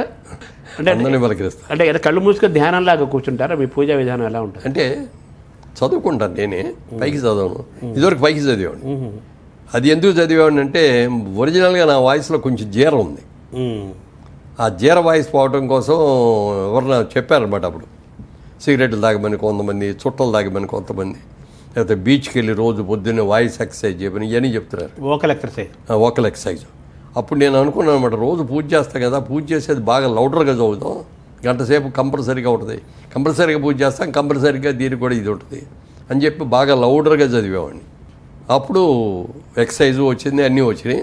తర్వాత ఇక పెద్ద ఇల్లు అనమాట మెడ్రాస్లో ఉన్నప్పుడుది, పెద్ద కాంపౌండ్. మనం ఎంత పెద్దగా చదివినా పక్కన వాళ్ళకి ఏర్పడుతుంది, డిస్టర్బెన్స్ లేదు. డిస్టర్బెన్స్. సో వోకల్ కార్డ్స్, తర్వాత ప్రాణాయామం కూడా కదా, మాట్లాడుతుంటే నాభి దగ్గర నుంచి వస్తుంది కదా. సో మీరు మీ పూజా కార్యక్రమంలో దేవతలందరినీ మీరు పూజించడము, స్తోత్రాలు అంటే చదవడము. ఈ దేవుడు ఆ దేవుడు అంటే దేవుడు అనేవాడు ఒక్కడే అనేది నా ఇదే ఆలోచన. అవును, దేవుడు అనేది ఒక అతీతమైన శక్తి. సబ్కా మాలిక్ ఏక్ హై అన్నారు కదా. అంతే, సబ్కా మాలిక్ ఏక్ హై అన్నట్టు ఒకడే దేవుడు. ఆ దేవుడికి పేరు లేదు, ఊరు లేదు, రూపం లేదు, ఏమీ లేదు. అలా అని చెప్పి మనం కళ్ళు మూసుకొని దేవుడిని మనం ఉంచుకుంటే ఏదైనా అట్లా దేవుణ్ణి తలుచుకోవాలి అంటే ఒక బొమ్మ కావాలి, ఒక రూపం కావాలి. ఆ రూపానికి ఒక పేరు కావాలి. అందుకని మనం హిందువులు ఏంటంటే చాలా దేవుళ్ళు మంటారు. అవును, మనం పంచభూతాలన్నీ డైరెక్ట్ ఇదేమనుకుంటాం. అవును, మరి ఇంకా పుట్ట నేల అన్నీ దేవుళ్ళే మనకి. అవును. అదే ఇతర మతాల్లో చూస్తే బుద్ధిస్టులకి ఓన్లీ గౌతమ బుద్ధులే, ముస్లిమ్స్కి ఓన్లీ అల్లా, క్రిస్టియానికి వెళ్ళి చూస్తే జీసస్. కానీ మనకు అలా కాదు, 3 కోట్ల మంది ఉన్నారు. ఓ రోజున బాలకృష్ణ గారు, నేను, బ్రహ్మానంద గారు మేమందరం ఒక షూటింగ్లో ఉన్నాం. జయసింహ అని, అది కుంభకోణంలో షూటింగ్, అక్కడ ఉన్నాం. బాలకృష్ణ గారిది నాది పక్క కాటేజీలో, ఎదురుగుండా కాటేజ్ ఏమో బ్రహ్మానందం గారు. బాలకృష్ణ గారు ఆ రోజున పొద్దున్న షూటింగ్ వెళ్ళిపోయారు. ఈయన చేస్తూ ఉండగా నా దగ్గరికి వచ్చాడు బ్రహ్మానందం గారు. బయట కూర్చొని అన్నీ వింటున్నాడు, నేను మాట్లాడే ఈ చూసి అవన్నీ అయిన తర్వాత, ఈ రోజు ఎంతసేపు చేస్తారు పూజ అన్నాడు. గంట సేపు చేస్తారండి అన్నాడు. ఏ దేవుడిని పూజిస్తారు అన్నాడు. అందరినీ పూజ చేస్తారండి. మరి మీరే దేవుడిని చేస్తారండి అన్న. నేను ఒక్కళ్ళే చేస్తానండి అన్నాడు. ఎవరిని చేస్తున్నారు మీరు అన్న. నేను వెంకటేశ్వర స్వామిని. నా ఉద్దేశంలో వెంకటేశ్వర స్వామే దేవుడు. నేను ఏ గుళ్ళోకి వెళ్ళినా, సాయిబాబా గుళ్ళోకి వెళ్ళినా వెంకటేశ్వర స్వామినే చూస్తా అక్కడ సాయిబాబాలో అని. ఎందుకంటే అట్లా అన్నాను. ఒక చిన్న ఉదాహరణ చెప్పాడు ఆయన. ఇప్పుడు చాలామంది ఇంట్లో పని చేసేవాళ్ళు వచ్చి 3 ఏళ్లలో 4 ఏళ్లలో చేసి వెళ్ళిపోతూ ఉంటారు కదా. ఇప్పుడు అపార్ట్మెంట్స్లో ఉండేవాళ్ళకి నెలకి. ఇప్పుడు 4 ఏళ్లలో పనిచేసే ఒక అమ్మాయి మన ఇంటికి వచ్చింది అనుకోండి, అన్హెల్తీగా ఏదైనా జబ్బు చేసింది. మన ఇంట్లో పనిచేసే అమ్మాయి అయితే మనమే ఇదిగోన మా డబ్బులు తీసుకెళ్ళి చేయించుకుంటాం. 4 ఏళ్లలో చేసే అమ్మాయి మన ఇంటికి వచ్చింది, ఎవరో ఒకళ్ళు ఇస్తారులే అని ఎవడో ఇవ్వడు. అలాగే నువ్వు అందరు దేవుళ్ళని పూజ చేసావు అనుకో, ఆంజనేయ స్వామిని చూసుకుంటాడు, లేవు వెంకటేశ్వర స్వామి అనుకుంటాడు, జీసస్ చేసేవు నన్ను చూడలేదు కదా అని ఆయన అనుకుంటాడు. అందుకని నేను ఒక్కళ్ళనే చేస్తాను అన్నాడు. ఏదో బాగానే ఉంది, కానీ అలా అని కాదే, పంచిపోతాలు కూడా మనకి దేవుడు, చెట్టు పుట్ట అన్ని దేవుళ్ళే మనకి. అంటే మన మనిషిలో, జంతువులో, చెట్టులో, పుట్టలో చూడటం అనేది మంచి ఆలోచన. గోమాతను ఎంత గొప్పగా చూస్తాం. తల్లి తర్వాత తల్లి గోమాతే అన్నాం, కానీ ఎప్పుడు గోవు ఆవు అని అన్నాం. భూమాతను కూడా అంటాం. భూమాత, ఆ దైవాన్ని, గాలి కానీ నీరు కానీ, పంచభూతాలు అన్నీ కూడా ఈ పంచభూతాలు సరిగ్గా పరిపాలిస్తున్నాయి కాబట్టి మనం ఉండగలిగాం. అవును. గాలి గట్టిగా వీస్తే మనం పడిపోతాం. అవును. వర్షం ఎక్కువ కురిచేసి నీరు ఎక్కువ వచ్చేసిందంటే కొట్టుకుపోతాం. అంతే కదా. ఏమంటే గాలి అసలు రాకపోతే గుండె అయిపోద్ది, ప్రాణవాయువు. సో పంచభూతాలకి పంచేంద్రియాలకి అనుబంధం ఉంది. అంతే. అందుకని అందరూ దేవుళ్ళే అంటాను నేను. ధ్యానం చేస్తారా కొంచెంసేపు? ప్రాణాయామం ఏమైనా చేస్తారు? ఓంకారం ప్రాణాయామం చేసేవాడిని, కానీ ఇక అది ఏకాగ్రత ఉండట్లా. ఓహో. ఓంకారం చేద్దామని అనుకుంటే అది బాగా ప్రాక్టీస్ అవ్వాలి, ఇంకే ఆలోచనలు రాకూడదు. ధ్యానం చేస్తున్నారా మరి? చేస్తారా, కానీ కుదరట్లా. ఏదో టైం అయిపోతుంది, టైం చూసుకుంటూ ఉంటాం, ఏదో ఇట్లా వెళ్ళేటప్పటికి ఆ కాన్సన్ట్రేషన్ కుదరట్లా. సో మీరు మీ ఇష్టదైవం అంటే ఎవరని చెప్పాలి? అందరూ దేవుళ్ళే. వాళ్ళు ఒకరనే ఏం కాదు, దైవాన్ని ఇష్టపడతారు, మీరు నమ్ముతారు. సో మీ దాంట్లో ఇది చెప్పారు, ఎవరో అడిగారు, ఏమయ్యా నువ్వు రోజు పూజ చేస్తావు కదా, ఎప్పుడన్నా దేవుడు నీకు ప్రత్యక్షమయ్యాడా అని అడిగాడు. అయ్యాడన్నా. దేవుడు చూసావా అన్నాడు. చూశానన్నా. నాకు చూపిస్తావా అన్నాడు. నీకు చూడాలని కనుక నిజంగా కోరుకుంటే చూపిస్తాను నీకు కూడా అన్నాడు. చూపించు అన్నాడు. చూపించు అంటే నేను ఒకటి అడిగాను. నేను ఒక ప్రశ్న అడుగుతాను, దానికి సమాధానం చెప్పాడు. కరెంట్ అంటే తెలుసా అన్న. ఎందుకు తెలియదు కరెంటు? మీ ఇంట్లో కరెంట్ ఉందా అన్న. ఉంది అన్నాడు. కరెంట్ ఎలా ఉంటుంది? ఎర్రగా ఉంటుందా, నల్లగా ఉంటుందా, ద్రవ పదార్థమా, ఘన పదార్థమా, ఎలా ఉంటుంది? ఐస్ లాగా ఉంటుందా అంటే అట్లా అడిగితే ఏం చెప్తాం? కరెంటే అన్నాడు కదా. కరెంట్ అనేది ఎలా ఉందో నీకు తెలియదు, బట్ కరెంట్ ఉంది అనేది ఒప్పుకుంటాం. లైట్లోకి వెళ్తే వెళ్ళి వస్తుంది, మైక్లోకి వెళ్తేనేమో సౌండ్ పెరుగుద్ది, ఇట్లా రకరకాలు. దేంట్లోకి వెళ్తే అది ఇది కరెంట్ ముట్టుకుంటే షాక్ కొడుతుంది. అలా అని చెప్పి అది కారంగా ఉంటుందా ఇదని మనం చెప్పలేము. దానికి రూపం లేదు, బట్ ఉంది. అలాగే దేవుడు కూడా అంతే, రూపం లేకపోయినా దేవుడు ఉన్నాడు. అది మీరు జీసస్ అని పిలిచినా, వెంకటేశ్వర అని పిలిచినా, ఆంజనేయ అని పిలిచినా, గౌతమ్ బుద్ధాను ఎవరైనా ఆయనే ఒక శక్తి స్వరూపం. ఏదో ఈ వ్యవస్థ నడిపిస్తుంది సరాచర జగత్తుననే విశ్వాసం మీకు సంపూర్ణంగా ఉంది. అయితే ఆరోగ్యంలో శారీరకంగా వ్యాయామం చేస్తారు, ఇవన్నీ చేస్తారు, బట్ మనసు కూడా ముఖ్యం కదా ఆరోగ్యంలో. మనసు కూడా ముఖ్యమేనండి. దాన్ని ఎలా మీరు సెట్ చేసుకుంటారు? అంటే ఇక మనం కొన్ని సెల్ఫ్ కండిషన్స్ పెట్టుకుంటానండి. జోదం ఆడకూడదు, రేసులకు వెళ్ళకూడదు, పేకాట ఆడకూడదు, విచారం చేయకూడదు, డ్రింక్ తాగకూడదు, ఇట్లాంటివన్నీ కూడా పెట్టుకుంటాను. అంటే భావోద్వేగాలు ఉంటాయి కదా, కోపము చాలా ఉంటాయి కదా, కంట్రోల్ చేసుకుంటాను. అయ్యప్ప మాలేసుకున్నప్పుడు ఆ 40 రోజులు అసలు కోపం కూడా రానివ్వం. మిగిలిన రోజులు ఇప్పుడు కొంచెం వయసు పెరిగిన తర్వాత అప్పుడప్పుడు ఒక్కోసారి కొద్దిగా కోపం వస్తుంది, లేకపోతే ఎవరిని విసిగిస్తా అంటే విసుక్కుంటున్నాం, కొంచెం గట్టిగా చెప్పాల్సి వస్తుంది. ఇవి ఉన్నాయి కానీ కొంచెం కంట్రోల్ చేసుకోవాలి. అంటే భావోద్వేగాలు పైగా నాకేంటంటే స్నేహితులే తప్ప నాకెవరు శత్రువులు ఉంటారు. మీ భావన అది. ఒకవేళ ఉండి మీ గురించి ఇట్లా బ్యాడ్గా మాట్లాడతారని ఎవరైనా చెప్పినా కూడా అతను తత్వవతిని అతని కళ్ళకి నేను బ్యాడ్గా కనపడతానే పోని అని ఊరుకుంటాను. వాళ్ళతో ఎంతవరకు ఉండాలో అంతవరకే ఉంటాను. ఎక్కడ కలిపి హలో అంటే హలో అంటారు, నమస్తే అంటే నమస్తే అంటారు. అంటే మీకు ఇండస్ట్రీలో కూడా అజాత శత్రువు అని ఒక పేరు కూడా ఉంది కదా. ఉంది కదా. అదే అంటే మీరు భావోద్వేగాల్ని, కోపాలని, వీటన్నిటిని కూడా మీరు ఈ ఆధ్యాత్మిక సాధన ద్వారా దాన్ని ఏమన్నా తొక్కుతున్నారా? తొక్కట్లే, కంట్రోల్ చేసుకుంటున్నాం. ఎందుకంటే ఆధ్యాత్మికంగా శక్తి ఉండబట్టే, మనం కంట్రోల్ ఉండబట్టే మనం చేయగలం ఏదైనా. లేకపోతే టెంట్ అయిపోతాం. మనసు చంచలమైనది. ఈ చంచల మనసులో ఏదో ప్రతిదానికి ఏదో కోరిక వచ్చేస్తూ ఉంటుంది. మనం పాడైపోవడానికి సులువు మార్గాలు అనమాట. చాలా మార్గాలు. కానీ మనకు కొన్ని పెట్టుకొని దేవుడు ఉన్నాడు, దేవుడి దగ్గర మనం ప్రత్యేక చేసాం, మనం ఇది చేసాం, దీన్ని మనం కాపాడుకోవాలి, నిలబెట్టుకోవాలి అనేది ఒకటి ఉంటే ఏమిటంటే కంట్రోల్లో ఉంటాం. సో జీన్సు, వ్యాయామము, ఆధ్యాత్మిక సాధన, తర్వాత మనసును గ్రహించుకోవటము, ఆహారం, ఇవన్నీ కూడా మీ ఆరోగ్య రహస్యాలు. బ్రేక్ఫాస్ట్ ఏంటుంటుంది సార్ మీది మామూలుగా? నేను బ్రేక్ఫాస్ట్ మామూలుగా ఓన్లీ ఫ్రూట్స్ అండి. ఫ్రూట్స్ అంటే పప్పాయి, దానిమ్మ, యాపిల్, సీజనల్ ఫ్రూట్స్. సీతాఫలాలు దొరికినప్పుడు సీతాఫలాలు, కమలాఫలాలు దొరికినప్పుడు కమలాఫలాలు, నారింజకాయలు దొరికినప్పుడు నారింజకాయలు, మామిడికాయలు దొరికినప్పుడు మామిడికాయలు. సీజనల్ ఫ్రూట్ కూడా తింటా. ఒక సీజనల్ ఫ్రూట్, తర్వాత నట్స్, పప్పు, డ్రై ఫ్రూట్స్. అంతేనా? మీ దోశలు, ఇడ్లీలు ఉండవు? ఒక గ్లాసు రాగి జావ తాగుతాం. అంతేకాని దోశలు, ఇడ్లీలు అలాంటివి ఉండవు. ఫ్రూట్స్, డ్రై ఫ్రూట్స్, నట్స్, రాగి జావా బ్రేక్ఫాస్ట్. లంచ్ ఎన్ని గంటలకు చేస్తారు? లంచ్ మామూలుగా 2 o'clock అండి. లంచ్ ఎలా ఉంటుంది మీది? Lunch only vegetarian. అంటే ఓన్లీ కాదు, నాన్ వెజిటేరియన్. సండే డెఫినెట్గా నాన్ వెజిటేరియన్ తింటామండి. మధ్య మధ్యలో ఒకసారి అరసారి ఏదైనా పార్టీ వెళ్ళాలని అక్కడ తింటూ ఉంటాం. బట్ రోజు ఫస్ట్ నేను కలుపుకునే మొదటి ముద్ద పప్పుకూర ఉంటుంది. పప్పు, ఆకుకూర మొదటి నుంచి అంతే. మొదటి నుంచి అది కంపల్సరీగా మా ఇంట్లో పప్పుకూర, ఆకుకూరతో పప్పుకూర అనేది కంపల్సరీ. అది అయిన తర్వాత మామూలు కూర ఏదైనా ఉంటే అది తింటాను. అది అయిన తర్వాత నాన్ వెజ్ నాకర్లో తింటాను. నాన్ వెజ్ తగ్గించడం మొదలుపెట్టి ఎంతకాలం అయింది? అంటే ఎప్పుడు కూడా తక్కువేనండి, ఎక్కువ తినేవాడిని కాదు. ఎందుకంటే మీ అమ్మగారు వాళ్ళు కూడా కొంచెం పూజలు అవి చేసేవారు. మా అమ్మగారు వాళ్ళు అసలు తినరు. మా అమ్మగారు తినరు, మా అక్కగారు తినరు, మా చెల్లెలు తినదు, మా అమ్మాయి తినదు. నాన్నగారికి విపరీతమైన ఇష్టం, ఆయన రోజు పెట్టాలి. ఇప్పుడు మా డాక్టర్ తినదు. వాళ్ళకి 2 పిల్లలు, అబ్బాయి అమ్మాయి, వాళ్ళు తినరు. మేము శుద్ధ బ్రాహ్మణం ఒక విధంగా చెప్పాలి. కమ్మ బ్రాహ్మణ. మన తిప్పనేని రామస్వామి చౌదరి గారు చెప్పాలంటే ఆయన భాషలో కమ్మ బ్రాహ్మణులు. సో మీరు వెజిటేరియన్ ఎక్కువే తింటారు, నాన్ వెజ్ కంపారిటివ్గా వెజిటేరియన్ ఎక్కువ. కంపారిటివ్. నైట్ టైం మాత్రం ఓన్లీ టిఫిన్. దోశ అయితే ఒక దోశ. ఆఫ్టర్ భోజనం లంచ్ తర్వాత ఏదైనా రెస్ట్ తీసుకుంటారా మధ్యాహ్నం? ఏమన్నా రెస్ట్ అంటే పడుకోనండి. పడుకొని ఏదో పేపర్లు చదువుకోవటం, రిలాక్స్ అవ్వరా? మంచి పనుకోవటం, నిద్రపోవటం ఉండదు. పగలపూట నిద్రపోరు మీరు? పగలపడుకో. ఈవినింగ్ ఎన్ని గంటలకు ఉంటుంది సార్ మీరు dinner? Evening dinner 8 o'clock. Night. అది కూడా రైస్ అది ఉండదు. తింటే పుల్కా తింటాం, లేకపోతే ఏదైనా దోశ లేకపోతే ఇడ్లీ కానీ. వెరీ సింపుల్ అది కూడా. ఎంతకాలం నుంచి మీరు నైట్ టైం భోజనం మానేసి ఎంతకాలం అయింది? చాలా ఏళ్ళు అయిందండి. అబ్బో. నాకు పెళ్ళి తర్వాత సంసారం పెట్టేటప్పుడు ఇన్సూరెన్స్ చేయించుకుందాం, ఇన్సూరెన్స్ చేయించుకుంటే మంచిగా రేపు పొద్దున మనం ఎట్లా ఉంటాం దగ్గర తిరుగుతూ ఉంటాం, ఒక ఇన్సూరెన్స్ ఉంటే ఒక ఇది ఉంటుంది ఫ్యామిలీకి ఒక అని ఇన్సూరెన్స్ చేయిన తర్వాత 1 year అయిన తర్వాత ఇంకొంచెం చేద్దాం, ఆదాయం పెరిగింది కదా అని మళ్ళీ చేద్దామని వెళ్తే ఆయన చూసి ఇన్సూరెన్స్ ఏజెంట్ అన్నాడు, సార్ లాస్ట్ ఇయర్ ఇన్సూరెన్స్ చేసినప్పటికీ ఇప్పటికి 8 kgs పెరిగారు సార్, మీరు ఇలా పెరగటం మంచిది కాదు అన్నాడు. అప్పుడు కానీ నాకు తెలియలేదు నేను పెరుగుతున్నాను అనేది.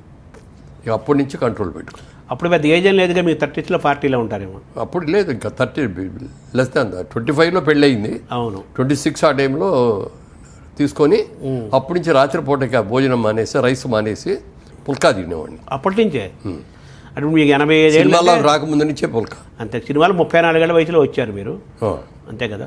74 అనుకుంటా. వచ్చిన కాడి నుంచి కూడా ఇక అది కంటిన్యూ. అంటే మీరు ఇప్పుడు 85 ఏళ్ళు అంటే 60 ఏళ్ళ నుంచి మీరు ఆల్మోస్ట్ 60 ఏళ్ళ నుంచి రాత్రిపూట భోజనం చేయట్లా, ఏకభుక్తమే. పనుకోవడం 8 గంటలు పనుకుంటారు సార్? 10 ఇద్దర వెంటనే పడుతుందా మీకు? అది ఆరోగ్యం కొంచెం ఇది కూడా ఆరోగ్యమే. ఇప్పుడు కొద్దిగా మధ్య మధ్యలో మెలకు రావడం కొద్దిగా కిందే ఉంటుంది. అప్పుడు చూస్తే బెడ్ మీద చిన్న ఎక్సర్సైజ్ చేసేసి పడుకుంటే మళ్ళీ నిద్రపట్టి. అదే. పుస్తకాలు ఏం చదువుతారు? రీడింగ్ హ్యాబిట్, సంగీతం వింటాం? ఆల్మోస్ట్ లేదు. పుస్తకాలు ఇదివరకు చిన్నప్పుడు బాగా చదివేవాడిని, కానీ ఇప్పుడు చదువుతా అంటే నిద్ర వచ్చేస్తూ ఉంటుంది. మంచిదే కదా. సినిమాలు చూస్తుంటారా సార్? తర్వాత సినిమా ఇండస్ట్రీలో ఉన్నా కాబట్టి సినిమాలు చూడాలి. కొత్త సినిమాలు చూస్తున్నారా? లేటెస్ట్ సినిమాలు కూడా చూస్తారా? లేటెస్ట్ కూడా చూస్తాను. కొన్ని ఏమో థియేటర్కి వెళ్ళి చూస్తున్నాను, కొన్ని ఏమో ఎట్లా ఓటీటీలో రావటం లేదు, తర్వాత వస్తాయి కదా. ఏదైనా థియేటర్కి వెళ్ళి చూసి ఆ ఫీల్ వేరు కదా. డెఫినెట్గా 100% ఆ తేడా అంతా ఉంటుంది. చాలా బాగుంటుంది కదా. ఫుల్ స్క్రీన్, జనం మధ్య ఫుల్ స్క్రీన్ ఒకటి, లైట్లన్నీ ఆఫ్ చేసి ఉండే స్క్రీన్ ఒకటే కనపడుతుంది మనకి, మన పక్కన వాళ్ళు కూడా మనకు కనపడరు. సో మన ధ్యానం పూర్తిగా ఆ కథ మీద సినిమా మీదే ఉంటుంది. అవును. ఫోన్లు రావు, ఫోన్లు వచ్చినప్పుడు మనం సైలెంట్లో పెట్టుకుంటాం కూడా, డిస్టర్బెన్స్ ఉంటుంది. ఇంట్లో కూర్చొని చూస్తున్నాం అనుకోండి, పూర్ణంగా హలో హలో అంటాం, ఇది మాట్లాడుతాం, మళ్ళీ పెట్టేస్తాం, మళ్ళీ చూస్తాం, మధ్యలో కొంచెం ఓ సీన్ ఎగిరిపోతాం. సరే, మీరు ఇన్ని చేస్తూ బిజినెస్ చేశారు, రియల్ ఎస్టేట్లో చాలా సక్సెస్, విల్లాస్ కట్టారు, అపార్ట్మెంట్స్ కట్టారు, చాలా చేశారు. తర్వాత మీ ఊర్లో మీ చాటపర్రులో మళ్ళీ పాత ఇల్లుని కూడా రెనోవేట్ చేసి మళ్ళీ అద్భుతంగా దాన్ని చేశారు. అది మా తాతగారి కట్టిన ఇల్లు అండి. 100 సంవత్సరాలు పూర్తి అయింది మళ్ళీ 3 months క్రితం. 100 సంవత్సరాలు పూర్తి అయిన తర్వాత దాన్ని అట్లాగే వదిలేస్తే పడిపోద్ది, కూలిపోయే స్టేజ్కి వచ్చేస్తుంది అనమాట. దీన్ని మళ్ళీ రివైవ్ చేయాలి. మనం ఇక్కడ పుట్టి పెరిగాం, ఇక్కడ పెట్టిన తర్వాత మనం ఇవాళ బాగున్నాం కదా, దాన్ని కూడా బాగుండేటట్టు చేయాలి కదా అని చెప్పి దాన్ని కంప్లీట్గా అదే స్ట్రక్చరు అదే ఇది మోడల్ ఏం మార్చలేదు, అప్గ్రేడ్ చేసాం అంత. అప్గ్రేడ్ చేయడానికి 2 years పట్టింది నాకు. అది ఎంతకాలం ఉంటుంది సార్ ఇంకా లైఫ్? అది ఈజీగా ఇంకో 100 ఏళ్ళు ఉంటుంది. సో తీసుకుని 100 ఏళ్ళు దాని జీవితాన్ని పెంచేశారు. నేను అడగాలనుకున్న ప్రశ్న, ఇన్ని చేస్తున్నారు కదా, ఈ క్రమంలో సినిమా మీద మీరు ఎదిగారు. మురళీమోహన్ అంటే జనానికి తెలిసిందంటే సినిమా వల్లనే.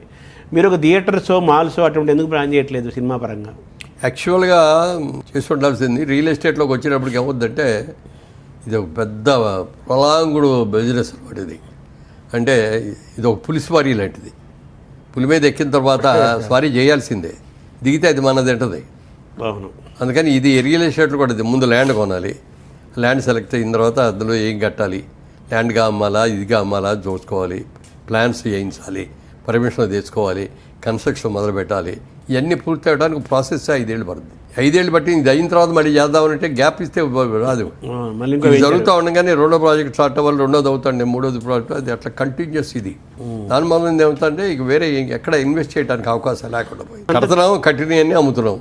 అవును. ఎప్పటికప్పుడు మళ్ళీ కొత్త ప్రాజెక్టులు ఎప్పటికప్పుడే మరి బ్యాంక్ లోన్లు తెచ్చుకోవాలి. అవును, అది ప్రాసెస్. అంటే మిగిలిన వాళ్ళందరికీ వచ్చినందుకు నాకు అంత ప్రాఫిట్స్ రావండి. అవునా? నేను 100% వైట్ అమౌంట్తో చేస్తాను, 100% ట్యాక్స్ కడతాను. ఎక్కడ ₹1 కూడా రియల్ ఎస్టేట్లో బ్లాక్ అమౌంట్ కూడా తీసుకోమని. మరి ఎలాగ రియల్ ఎస్టేట్ బ్లాక్ తీసుకుంటారో సగం తీసుకోండి అంటే కూడా వద్దండి, మీకు ఇష్టమయ్యి 100% ఇస్తానంటేనే తీసుకోండి, లేకపోతే వద్దు. సో మీరు జైబేరే సినిమాల్లో మోగించినట్టుగా రియల్ ఎస్టేట్లో కూడా ఒక బ్రాండ్ బిల్డ్ చేశారు కదా, కాంప్లెక్స్లు కట్టారు, చాలా కట్టారు కదా. అంతా వైట్ జరిగినప్పుడు మరి మీరు ఎందుకు ఆ పాలసీ పెట్టుకున్నారు తక్కువ లాభం? అంటే మనం బ్లాక్ అమౌంట్ లాభాలు ముఖ్యం అని పెట్టుకున్నాం అనుకోండి, రేపు ఎవడో ఇన్కమ్ ట్యాక్స్ ఇంకోళ్ళు వచ్చి రైడ్ చేశారు అనుకోండి, వాళ్ళ ముందు అపరాధులుగా చేతులు కట్టుకొని ఉంచుకోవాలి కదా. అవును. ఎందుకు తప్పు చేయాలి మనకి? నాకు వచ్చేది చాలు. దాని గురించి అవితాసం వచ్చేసి రేపొద్దునే పెద్ద కోటీశ్వరుడు అయిపోవాలి, లేకపోతే 100 ఇళ్ళు కట్టాలి, మీరు ఎన్నట్టుగా మల్టీప్లెక్స్లు కట్టాలి, ఇయ్యేద్దాలి అయ్యేద్దామని ఆలోచన లేవు నాకు. ఓ బిజినెస్గా సెలెక్ట్ చేసుకున్నాను రియల్ ఎస్టేట్ అనేది, దాన్ని చూస్తున్నాను. దాన్ని కూడా ఒక లిమిట్గానే చేస్తున్నాను, ఓవర్లుగా చేయట్లేదు. ఇప్పుడు నాకంటే చాలా వెనక వచ్చిన వాళ్ళు ఇప్పుడు ఎక్కడికో వెళ్ళిపోయారు, ఆకాశం ఎత్తులో ఉన్నారు. నేను ఎవరితోనూ పోల్చుకోను. నాకు సిస్టము, నా సిస్టము నా కంట్రోల్లో, నా హద్దుల్లో ఉండాలి నేను చేసే వ్యాపారం.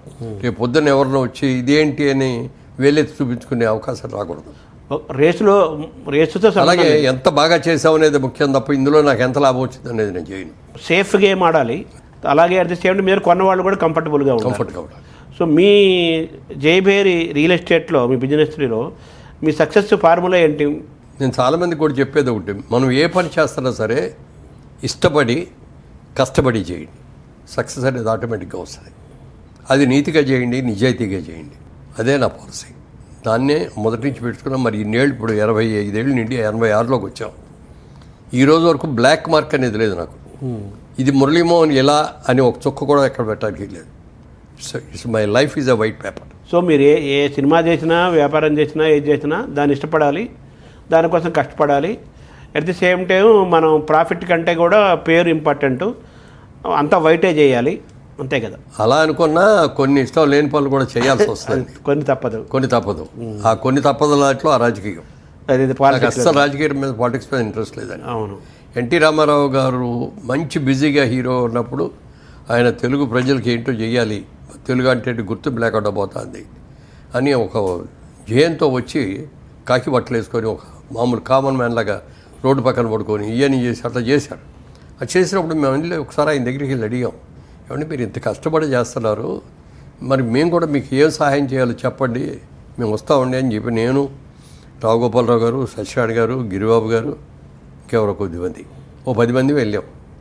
వెళ్తే మీరు ఎవ్వరు అవ్వద్దు బ్రదర్, నేను ఇందిరాగాంధీకి పోటీగా నేను ఇది చేస్తాను, సక్సెస్ అయితే బెల్లంటి కూడా, సక్సెస్ కాకపోతే నా అంతు చూస్తాను, మీరొద్దు, నేను అన్నిటికి తెగించి దిగాను. అంటే అప్పటికే 60 ఏళ్ళు వచ్చేసి అన్నాడు. చేయనివ్వలా. తర్వాత ఆయన్ని దింపేశారు చూడండి, సీఎం అయిన తర్వాత ఆపరేషన్ చేసుకోవచ్చు. అప్పుడు ఇక అసలు చాలా కోపం వచ్చేసి వెళ్ళిపోవాలి, ప్రజలకు వెళ్ళి చెప్పాలి, ఈయన ఇంత నీజ్గా నిజాయితీగా ఎంత చేస్తే వాళ్ళు ఒక పాలిటిక్స్ వచ్చేసి ఈయన దింపేస్తారా, ఓట్లేసిన ప్రజలు కదా ఓట్లేసి గెలిపించుకుంది, వాళ్ళు ఎవరు దించడానికి వాళ్ళకే హక్కు ఉంది అనేది ప్రజలకి చెప్పాలి. అది రామారావు వెళ్ళి నేను ఇంతగా త్యాగం చేశాను, ఇంత ఇదిగా చెప్పాను ఆయన చెప్పుకోలేరు, మళ్ళంటే వాళ్ళు చెప్పాలి, థర్డ్ బ్యాచ్ చెప్పాలి అని అట్లా వెళ్ళి చెప్పడం చేయడం. ఆయన అయిన తర్వాత ఓ రోజు ఆయనే ఫోన్ చేశారు. ఫోన్ చేసి ఎక్కడున్నావు బ్రదర్ మురళి అన్నాడు. సరే అప్పుడు చెన్నైలోనే ఉంది ఇండస్ట్రీ, మెడ్రాస్లో ఉన్నానండి అన్న. రేపు మార్నింగ్ ఒకసారి హైదరాబాద్ వస్తావా అన్నారు. వస్తాను సార్ అన్న. మార్నింగ్ వచ్చాను, వెళ్ళాను, వెళ్ళగానే పైకి పిలిచారు. ఏం లేదు, మన వాళ్ళందరూ కూడా రాజమండ్రి నుంచి ఎంపీకి పోటీ నువ్వు చేస్తే బాగుంటుంది అంటున్నారు, నువ్వు చేస్తే బాగుంటుంది అన్నారు. నాకు అసలు దెమ్మ తిరిగిపోయింది. ఇదేంటిది, నాకు ఎప్పుడు అసలు ఆశ లేదు, నేను పార్టీ కార్యకర్తగా చేస్తాను అప్పటి నుంచి కూడా. పార్టీకి ప్రచారానికి నేను అన్నిటికీ వెళ్తా. ఎలక్షన్ వచ్చిందంటే ఒక 4 రోజులు ఇంటికి కూడా, ఇంటి మొహం కూడా చూడకుండా. ఎన్టీఆర్ పైన అభిమానం. ఆంధ్రప్రదేశ్లో ఆన్ రోడ్డు ఎన్టీ రామారావు తర్వాత ఎక్కువ తిరిగింది ఎవరంటే నేనే. అందులో ఆయన కోసం, అంతే కదా. సో అందులో రాజమండ్రి ఆఫర్ చేశారు అప్పుడే, ఎన్టీఆర్ ఆఫర్ చేశారు. నేను 4 రోజులు టైం ఇవ్వండి సార్, నాకు అసలు ఏడు గందరగోళంగా ఉంది మీరు చెప్పిన దానికి. 4 రోజులు వెళ్ళిన తర్వాత అందరిని అడిగితే అందరూ కూడా వద్దంటారు.